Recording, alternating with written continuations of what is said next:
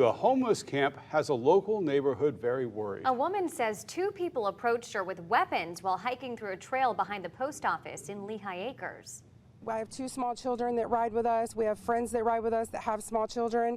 Who knows what could happen when we drive by.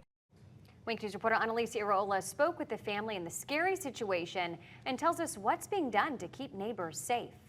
The woman I spoke with says it happened back in these woods on some trails that her and her husband were riding their side-by-side on with their two small children. But this land is private property, and it's not under the same camping restrictions that public land in Florida is under. So now she's wondering what can be done about it.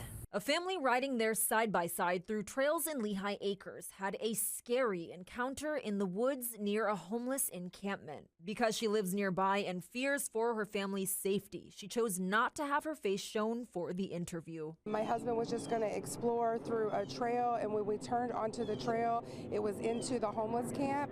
A man with a machete and his dog started chasing us, and then a man behind him was carrying a pistol running towards us. My husband had to put it in reverse and get out of there as fast as we could. In a statement, LCSO says deputies checked the camps for weapons immediately, but none were found. Through the investigation, deputies learned no threats were made and no weapons were pointed at the family. First and foremost, I think what you probably have heard the story on is folks that are trying to defend their home. Right.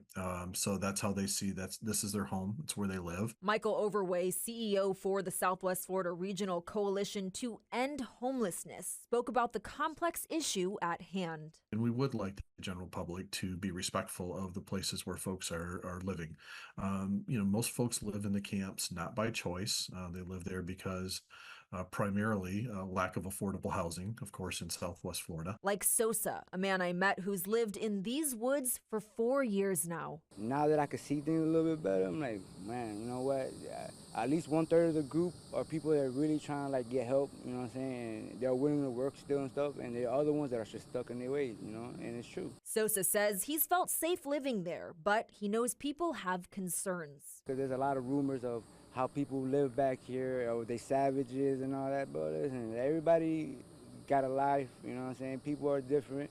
Didi hopes the growing encampment situation has some resolution. That's why we've reached out to Wink News, the Sheriff's Department, the people who own the property.